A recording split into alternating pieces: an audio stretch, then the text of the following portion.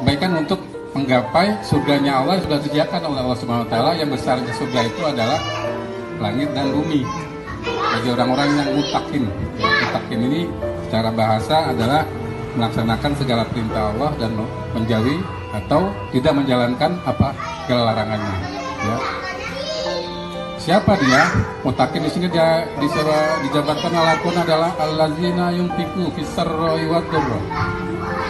Orang-orang yang menginfakkan, ya, menafkahkan hartanya pada masa senang maupun masa tidak senang, atau masa sulit atau masa tidak sulit.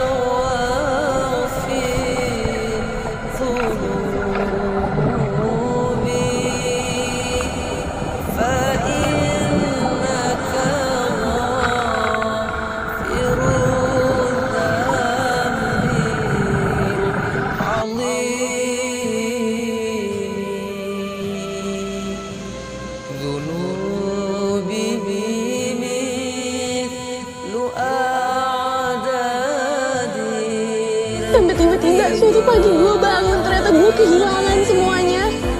Nggak tahu kan gimana rasanya merindukan seseorang tanpa lo bisa ngelakuin apapun.